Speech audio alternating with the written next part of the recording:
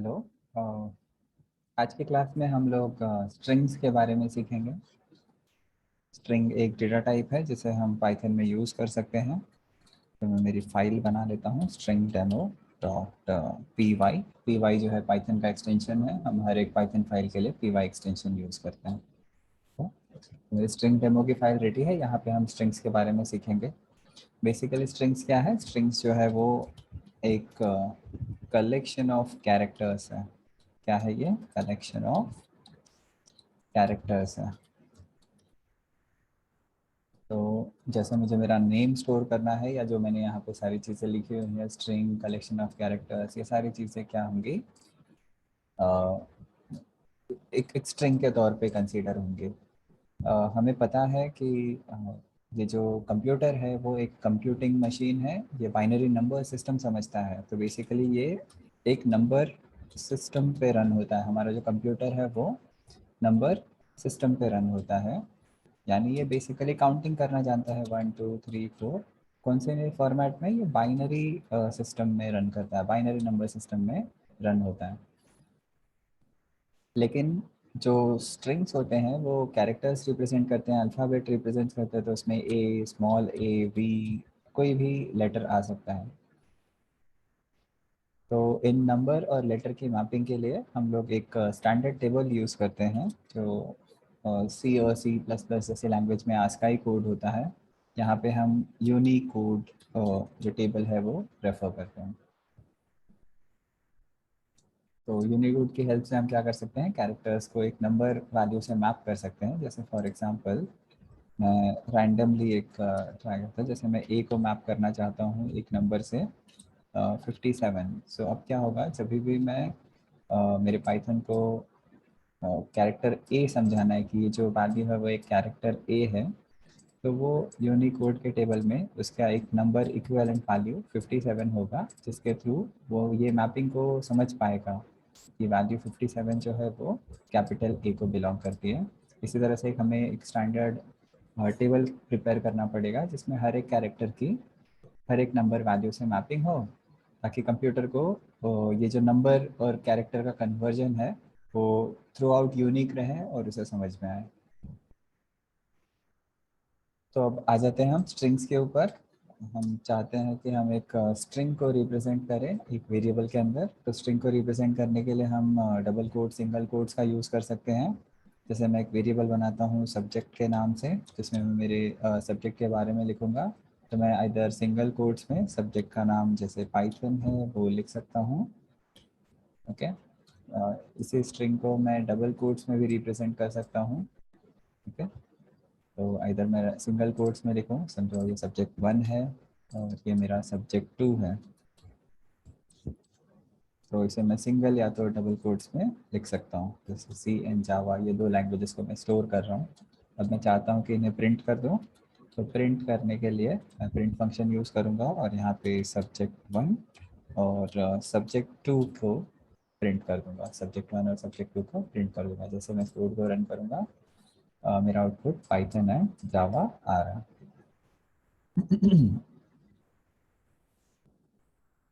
Excuse me. अब strings के बारे में और डिटेल में समझे, ये स्ट्रिंग्स कैसे रिप्रेजेंट हो रही है मेमोरी में। तो बेसिकली जब मैं ये पाइथन को स्टोर करता हूँ तो मेरी कंप्यूटर मेमोरी में क्या हो रहा है कि ये जो स्ट्रिंग पाइथन है वो इंडेक्स है। यानी हर एक अल्फ़ाबेट को एक सीक्वेंस नंबर, एक इंडेक्स नंबर असाइन किया गया, एक टोकन नंबर असाइन किया गया है जो सीक्वेंशियली दिया जाता है। जैसे कि यहाँ पे अगर मैं पाइथन की बात करूँ तो ये जो वर्ड मैंने पाइथन स्टोर किया है तो ये इंडेक्स्ड है, ऐसे ये जो p होगा वो 0th नंबर पे है। यानी एक क्यू लगी हुई है, इस क्यू में 0th नंबर पे मुझे क्या मिलेगा? p मिल जाएगा। ओके। फर्स्ट नंबर पे, इस क्यू में फर्स्ट नंबर पे अगर मैं चेक करूँ तो फर्स्ट नंबर पे मुझे y की वैल्यू मिलेगी। उसी तरह अगर मैं सेकंड नंबर पे जाऊँगा या सेकंड पोजीशन पे चेक करना चाहता हूँ कि जो स्ट्रिंग है उसके सेकंड पोजीशन पे क्या है, तो मुझे t मिलेगा। ओके। और इसी तरह से ये क्यू आगे की तरफ रहेगा। तो h और o और n सीक्वेंस वाइज ये 2 पे मिलेगा, फिर ये 3 पे है, वैसे ही o मुझे 4 पे मिलेगा और n जो होगा वो 5th पोजीशन पे मिलेगा। तो जो सारे कैरेक्टर्स है वो इंडेक्स्ड है। मैंने इंडेक्सिंग के हिसाब से भी ढूंढ सकता हूँ कि कौन से इंडेक्स पे कौन सा कैरेक्टर मुझे मिलने वाला है।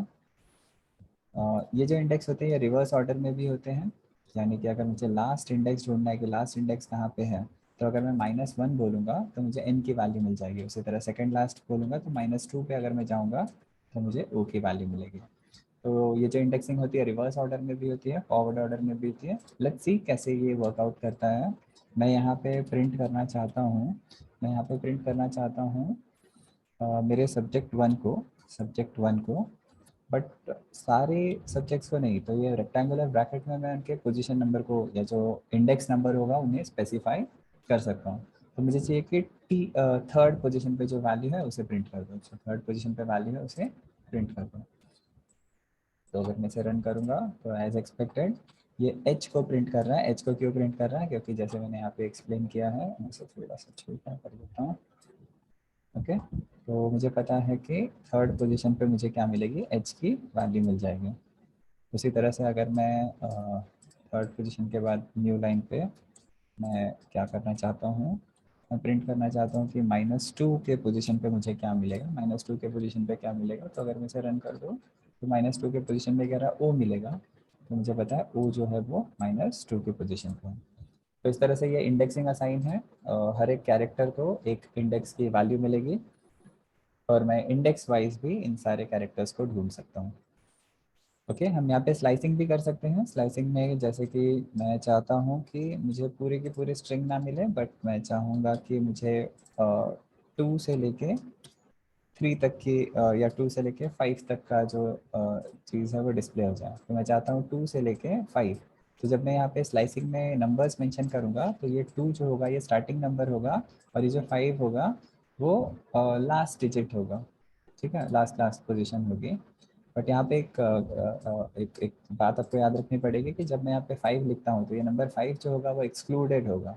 यानी जब भी मैं ये कोड को रन करूँगा तो ये मुझे सेकंड पोजीशन की वैल्यू देगा, थर्ड पोजीशन की वैल्यू देगा, फोर्थ की वैल्यू देगा, बट जो फिफ्थ होगा वो क्या होगा, इंक्लूडेड नहीं होगा। ओके, तो फिफ्थ की वैल्यू जो होगी वो एक्सक्लूडेड होगी। तो मुझे आउटपुट में सेकंड कैरेक्टर, थर्ड कैरेक्टर और फोर्थ कैरेक्टर मिल जाएगा। तो अगर मैं इसे रन करूँगा तो THO की वैल्यू मिल रही है। मुझे पता है T जो है वो सेकंड पोजीशन पे है, H थर्ड पे है और O फोर्थ पे है, और ये फिफ्थ वाली पोजीशन की वैल्यू जो हो गई वो इग्नोर हो गई। अगर मुझे फिफ्थ तक जाना है तो मैं यहाँ पे 6 मेंशन करूँगा, और अगर मैं 6 मेंशन करूँगा तो टिल 5 सारी वैल्यूज आ जाएगी। ठीक है, तो आप लोगों को ये चीज़ समझ में आ गई होगी। इसी को मैं रिवर्स ऑर्डर भी यूज़ करके लिख सकता हूँ। जैसे मैं चाहूँगा कि मैं शुरू करना चाहता हूँ पोजीशन 2 से और ख़त्म करना चाहता हूँ मैं पोजीशन -2 पे। मैं ख़त्म करना चाहता हूँ पोजीशन -2 पे। अगर मैं इसे रन करूँगा तो मेरा आउटपुट TH आ रहा है। TH आ रहा है मतलब शुरू तो मैं कर रहा हूँ T से और ख़त्म कर रहा हूँ H पे। ये जो -2 की पोजीशन थी उसे एक्सक्लूड कर दिया गया है, तो मैं T से शुरू करके -3 पे ख़त्म कर रहा हूँ। तो ये अगर मैं समझना चाह रहा हूँ कि कौन कौन से कैरेक्टर्स आ रहे हैं तो उसमें सेकंड कैरेक्टर आएगा।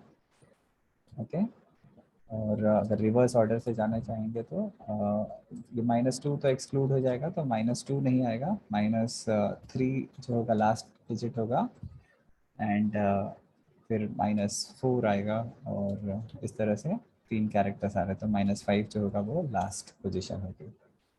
तो -2 अगर मैं इसे पूरा कंप्लीट कर दूँ तो ये -2 हो गया, -3, -4, -5 एंड -6।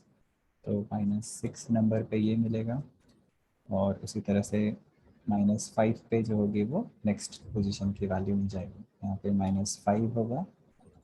ओके, और ये जो नंबर होगा वो -4 पे मिल जाएगा मुझे, और ये जो नंबर है वो -3 पे है। बाकी तो हमने ऑलरेडी की हुई है, -2 एंड -1 पे है।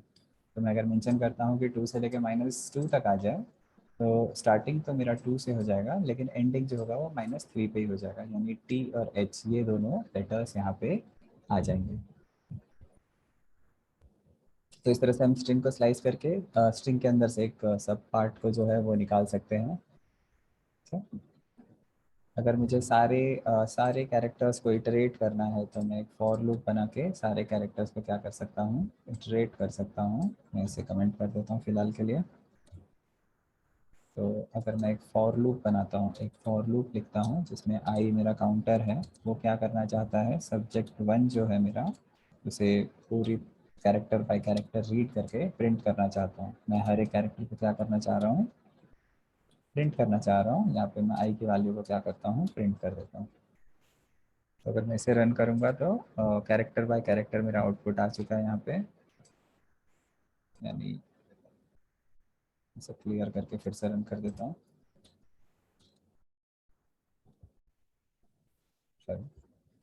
कोड रनर से रन कर देता हूँ। यहाँ पे PYTHON, यानी ये कैरेक्टर बाय कैरेक्टर एक एक कैरेक्टर को रीड करके हर एक कैरेक्टर बाय कैरेक्टर वैल्यूज़ को यहाँ पे प्रिंट करते जा रहा है। तो इस तरह से मेरे फॉर लूप रन कर रहा है। समझो मुझे यहाँ पे काउंट करना है कि कोई भी चीज़ रिपीट तो नहीं हो रही है। समझो मेरा जो स्ट्रिंग है वो पाइथन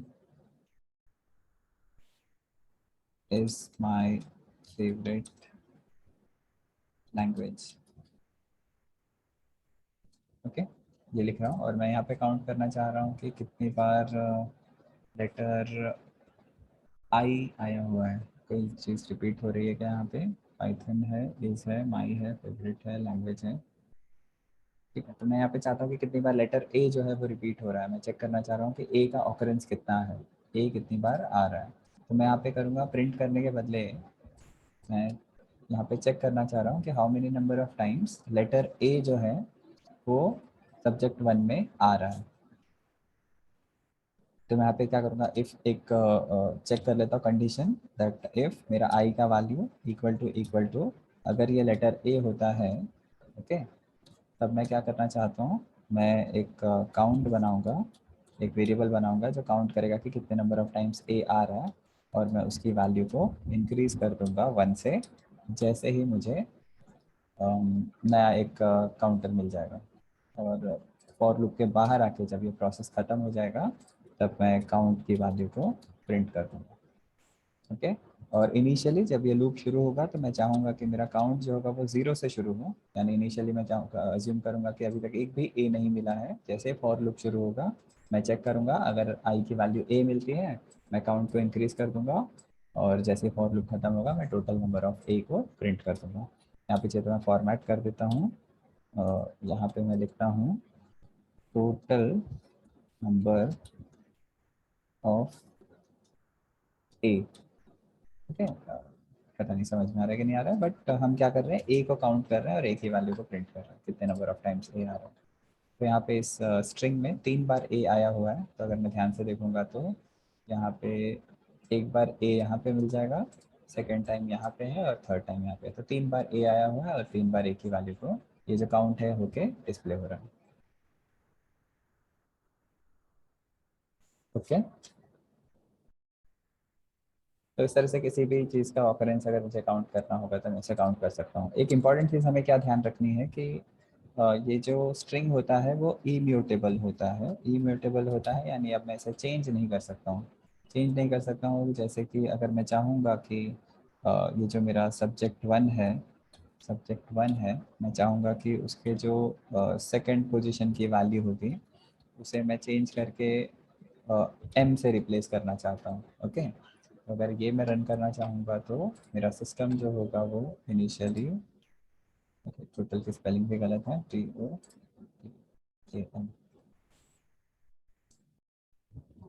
ओके। मैं यहाँ पे कंपेयर कर रहा हूँ, मुझे कंपेयर नहीं करना है, इनिशियल असाइन करना है। मैं यहाँ पे डिस्प्ले कर देता हूँ। तो मुझे यहाँ पे एक एरर आ रहा है कि स्ट्रिंग जो है वो एक ऑब्जेक्ट है जिसमें मैं कोई नई वैल्यू को असाइन नहीं कर सकता हूँ, ओके। तो स्ट्रिंग को हम मॉडिफाई नहीं कर सकते, चेंज नहीं कर सकते, उसके अंदर के कंटेंट को मैं चेंज नहीं कर सकता, इसलिए हम कहते हैं स्ट्रिंग जो होता है वो इम्यूटेबल होता है। यहाँ पे हमें क्या मिलेगा, एरर मिलेगा। अगर हम इस चीज़ को रन करना चाहेंगे तो हमें क्या मिलेगा, यहाँ पे एरर मिलेगा, ओके। और अगर स्ट्रिंग समझना है तो जैसे फिलहाल मैं इसे कमेंट कर देता हूँ। मैं क्या करना चाहता हूँ, मैं प्रिंट करना चाहता हूँ स्ट्रिंग वन और स्ट्रिंग को कंबाइन करके, तो हमारे पास कॉन्कैटिनेशन ऑपरेशन होता है। मैं सब्जेक्ट वन और प्लस करके सब्जेक्ट टू को डिस्प्ले करूँ, तो ये जो दोनों स्ट्रिंग होगी वो कंबाइन होके प्रिंट हो जाएगी। Okay, so Python is my favourite language and Java जो है वो कंबाइन हो रही है। अगर बीच में मुझे स्पेस डालना है तो मैं कॉन्कैटिनेशन ऑपरेटर को यूज़ करके बीच में यहाँ पे स्पेस भी डाल सकता हूँ। तो इस तरह से हम कॉन्कैट कर सकते हैं स्ट्रिंग को। यहाँ पे लैंग्वेज और जावा के बीच में एक स्पेस आ गया। दूसरी चीज़ हम क्या कर सकते हैं यहाँ पे कि अगर मैं समझो प्रिंट करता हूँ सब्जेक्ट टू को,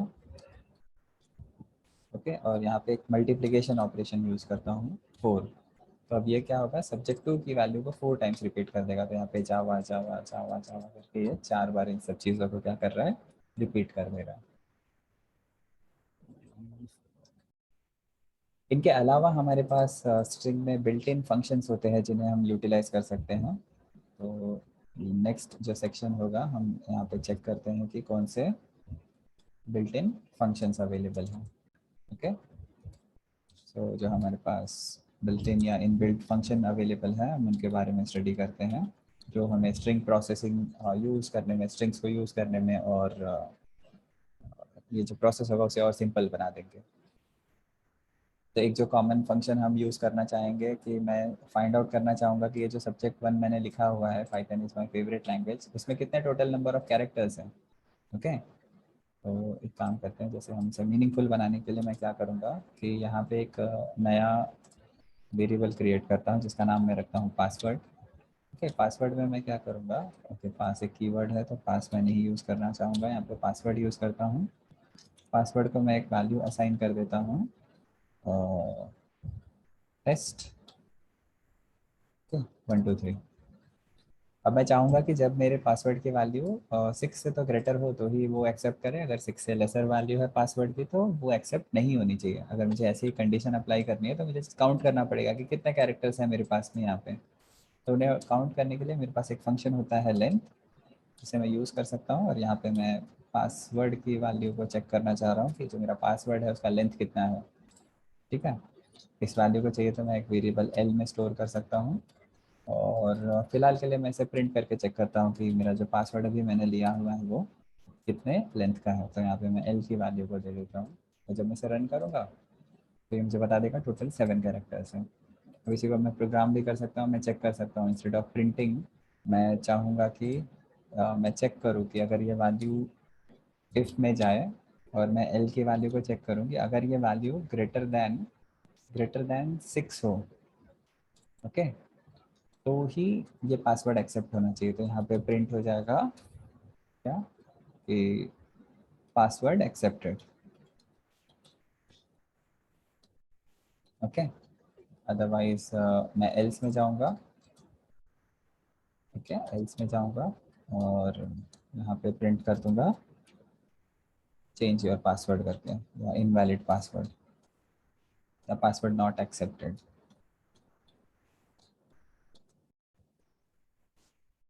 या password is too short. Okay,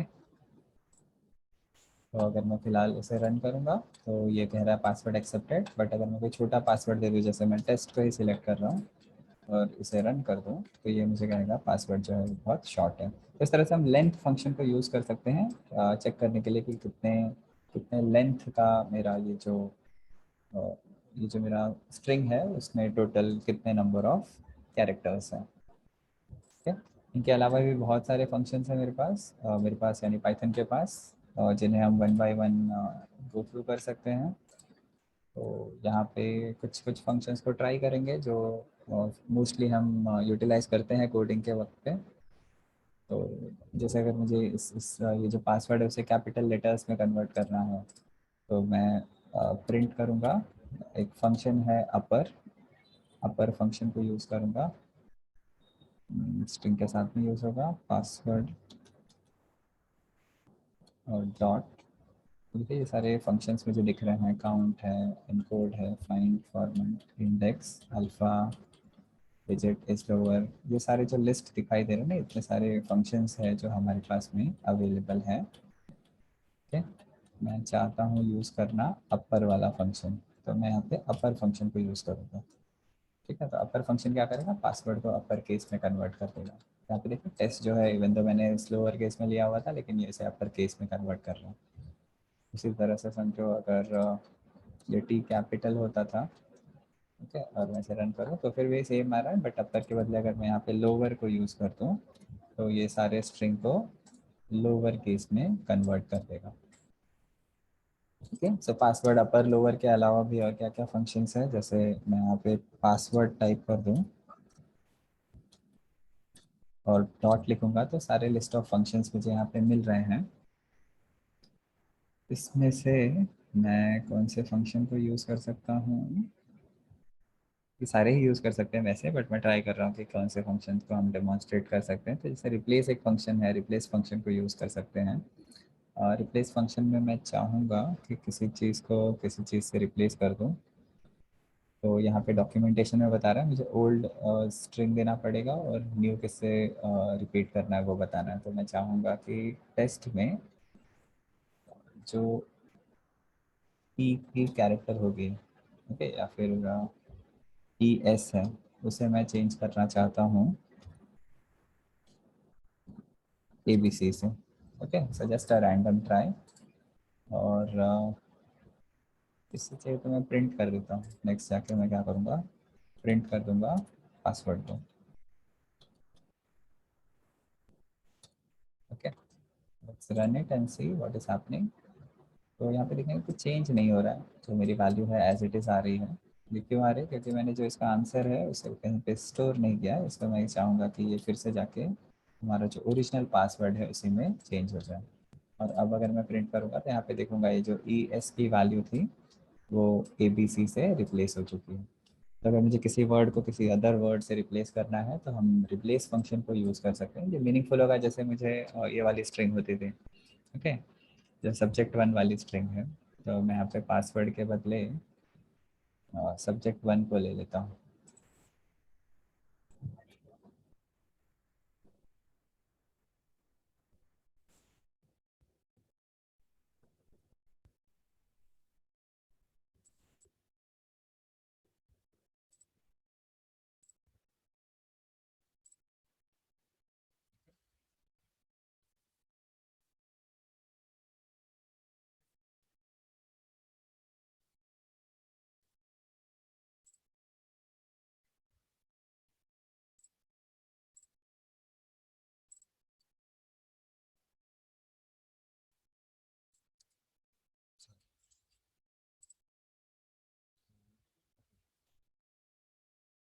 तो मैं चाहूँगा कि यहाँ पे मैं जो ये मेरा पासवर्ड है, इन पासवर्ड को चेंज करके मैं यूज़ करूँ अपना सब्जेक्ट वन जो वेरिएबल है। ओके, फिलहाल सब्जेक्ट सब वन है, मैं इसे सब वन है हमारा ना। इससे पहले ये कर देता हूँ, अनकमेंट कर देते हैं और सब्जेक्ट वन को सब वन में कन्वर्ट करना है। ओके, तो ये सब वन में कन्वर्ट हो चुका है। Yes, ये सही है। ओके, यहाँ पे मुझे ब्रैकेट्स नहीं चाहिए थे। अब सही है। तो मैं चाहूँगा सब्जेक्ट वन लोअर केस में रहे, ये कोई ठीक है, ये ऑप्शनल हो गया। यहाँ पे मैं चाह रहा हूँ कि सब्जेक्ट वन को रिप्लेस करना है जो भी जहाँ पे मुझे पाइथन मिल रहा है, पाइथन को मुझे रिप्लेस करना है जावा से। ओके, और पाइथन में पी कैपिटल है, मैं देख रहा था यहाँ पे P capital small case sensitive है, तो हमें केस सेंसिटिविटी देख के काम करनी है। तो यहाँ पे initially Python is my favourite language था, बट यहाँ पे पाइथन जो है वो जावा से रिप्लेस हो चुका है। ये केस सेंसिटिव है, तो अगर मैं यहाँ पे पी को स्मॉल कर दूंगा तो ये नहीं चलेगा। यहाँ पे उसे कुछ मिला नहीं रिप्लेस करने के लिए, इसलिए ओरिजिनल स्ट्रिंग को ही रिटेन किया हुआ। ठीक है, ये क्यों होता है, क्योंकि जैसे मैंने यहाँ पे आपको बताया कि ये सब जो नंबर सिस्टम, ये जो कैरेक्टर मैपिंग है वो हर एक कैरेक्टर को इंडिविजुअल एक नंबर से मैप करता है। तो कैपिटल पी के लिए अलग नंबर की एनकोडिंग होगी और स्मॉल पी के लिए अलग नंबर से मैपिंग होती है। ओके, तो ये हमारा स्ट्रिंग हो गया। स्ट्रिंग को रिप्रेजेंट करने के लिए हम सिंगल डबल कोट्स यूज़ कर सकते हैं। बहुत सारे स्ट्रिंग से रिलेटेड फंक्शन है जिसे हम गो थ्रू कर सकते हैं। स्ट्रिंग की स्लाइसिंग कर सकते हैं। स्ट्रिंग जो होता है वो इम्यूटेबल होता है, चेंज करेंगे तो एरर आ जाएगा। हम इन और नॉट इन फंक्शंस को भी यूज़ कर सकते हैं। तो अगर मैं प्रिंट करता हूँ कि क्या जो वर्ड पाइथन है, मैं चेक करना चाहूँगा कि ये जो वर्ड पाइथन है इन पाइथन इन और नॉट इन को यूज़ कर सकते हैं। मेंबरशिप फंक्शंस जो है, मैं चेक करूँगा कि पाइथन जो है वो एग्जिस्ट करता है अपने सब्जेक्ट 1 में या नहीं। ठीक है, तो अगर मैं इसे प्रिंट करूँगा तो मेरा आउटपुट फॉल्स आ रहा है कि पाइथन एग्जिस्ट नहीं हो रहा है। क्यों? क्योंकि हमने यहाँ पे रिप्लेस कर दिया पाइथन को जावा से। पाइथन के बदले अगर मैं जावा चेक करूँगा, स्मॉल में ही है, ठीक है, जावा को चेक करेंगे तो अभी फिलहाल ये कहेगा यस जावा जो है वो एग्जिस्ट कर रहा है। यहाँ पे आंसर ट्रू आ रहा है। ओके, इनका अपोजिट नॉन नॉट इन होता है। हम नॉट इन को भी यूज़ कर सकते हैं। ये रिवर्स वे में चेक करेगा, ये बताएगा कि ये चीज़ गलत है, जावा जो है हमारे स्ट्रिंग में अवेलेबल है। ओके, और लास्ट में बता दूंगा कि जब हम स्ट्रिंग को प्रिंट करते हैं तो हम फॉर्मेट को भी यूज़ कर सकते हैं। फॉर्मेट को यूज़ करके हम प्रिंटिंग कर सकते हैं। जैसे मैं एक वेरिएबल बना देता हूँ नेम इक्वल टू, यहाँ पे मैं मेरा नाम एंटर कर देता हूँ। ओके, और यहाँ पे सब्जेक्ट लिख देता हूँ। सब्जेक्ट में मैं वैल्यू पाइथन की डाल देता हूँ। ठीक है, और यहाँ पे मैं एक स्ट्रिंग प्रिंट करना चाहता हूँ। मैं यहाँ पे एक स्ट्रिंग प्रिंट करना चाहता हूँ, या फिर एक स्ट्रिंग बनाना ही चाहता हूँ, मैसेज। ओके, यहाँ पे मैं लिखूँगा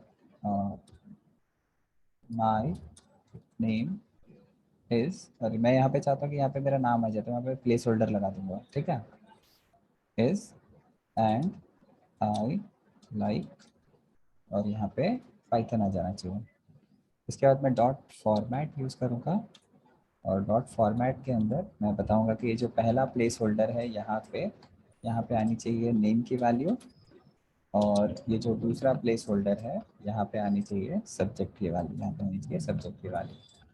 और मैं आगे जाके इस मैसेज को प्रिंट कर दूँगा। ये जो मैसेज मैं देना चाह रहा हूँ सबको, इस मैसेज को मैं प्रिंट कर देता हूँ। अगर मैं इसे रन करूँगा तो मेरा आउटपुट कुछ इस तरह से आएगा। यहाँ पे मैं अगर इसे चेंज कर दूँ तो मेरा आउटपुट भी जो होगा वो क्या हो जाएगा, चेंज हो जाएगा। ओके, सो आई होप आप लोग को स्ट्रिंग जो है वो समझ में आ गया होगा, किस तरह से स्ट्रिंग है, कैसे इसकी इंडेक्सिंग है, किस तरह से उसे यूज़ करना है। बहुत सारे तरीके हैं। और और हम इसे प्रिंट करने के लिए फॉर्मेट स्पेसिफायर्स भी यूज़ कर सकते हैं। जैसे मैं प्रिंट फंक्शन को यूज़ करता हूँ स्ट्रिंग में ही, फॉर्मेट स्पेसिफायर के साथ में। तो मैं लिखूँगा माई नेम इज़, या फिर मैं यहीं पे मेंशन कर देता हूँ ये जो हमारा कोड है। एंड के बदले मैं चाहूँगा कि मेरा जो कोड होगा वो न्यू लाइन पे आ जाए। तो न्यू लाइन के लिए हम \n यूज़ कर सकते हैं, और मैं आई को कैपिटल कर देता हूँ। ठीक है, तो अगर मैं इसे रन करूँगा, ये फिलहाल जाने देते हैं इसे, तो ये 2 लाइन में आ जाएगी, क्योंकि \n क्या करता है कि हमारे हमारे लाइन को ब्रेक करके उसे न्यू लाइन में लेके आ जाता है। तो माई नेम इस तक तो एक लाइन में चल जाएगा, बट \n जैसे आएगा आई क्या होगा, वो न्यू लाइन में प्रिंट हो जाएगा। ओके, और कुछ रिमेनिंग में, ठीक है, हम इसी तरह से सारी चीज़ों को यूज़ करते हैं। और एक चीज़ हम जैसे मुझे लाइक के बदले ओके, अगर मुझे समझो यहाँ पे एपॉस्ट्रॉफी यूज़ करना है, यहाँ पे सर मुझे लाइक के बदले लाइक्स लिखना है, पता नहीं ऐसा यूज़ होता है नहीं होता। मुझे यहाँ पे अगर एपॉस्ट्रॉफी यूज़ करनी है तो यहाँ पे एरर आ जाएगा। अगर मैं इसे रन करूँगा तो ये एरर थ्रो करेगा। मुझे अगर यहाँ पे एपॉस्ट्रॉफी यूज़ करनी है तो मैं बैक स्लैश एपॉस्ट्रॉफी डाल सकता हूँ। तो अब मैं अगर इसे प्रिंट करूँगा तो ये लाइक के बाद में एपॉस्ट्रॉफी और एस आ जाएगी। ठीक है, ये क्यों एरर आ रहा था, क्योंकि यहाँ से मेरा कोटेशन मार्क स्टार्ट हो रहा है, और ये समझेगा कि यहाँ पे हमारा कोटेशन जो है एंड हो जा रहा है। हम इसे डबल कोट्स में भी करेंगे तो फिर भी सेम एरर एग्जिस्ट होगा। मैं चाहता हूँ कि ये डबल कोट्स में इंक्लोज हो जाए, और अगर यहाँ पे से मैं अपोस्ट्रॉफी हटा भी दूंगा और इसे रन करूँगा तो हमारा कोड जो है वर्कआउट कर जाएगा, ठीक है। बट अगर सिंगल कोट्स होता था और मैं यहाँ पे अपोस्ट्रॉफी डालता था तो वो एरर दे देता था। क्यों? क्योंकि वो कंसीडर करता था कि ये जो चीज़ है ये मेरे स्ट्रिंग को यहाँ पे स्टॉप कर दे रही है, क्लोज कर दे रही है। बट अगर सेफ रहना है तो हम क्या करेंगे, इसको बैक स्लैश ऐसे रिप्रेजेंट कर देंगे। तो इवन दो हमने सिंगल कोट्स को ही यूज़ किया है to enclose the entire string, फिर भी ये एज एन अपोस्ट्रॉफी कंसिडर हो जाता है। सो आई होप स्ट्रिंग के बारे में आपको सारी चीज़ें समझ में आ गई। कुछ इश्यू होगा देना आप मुझे कमेंट करके पूछ सकते हैं। Thank you so much.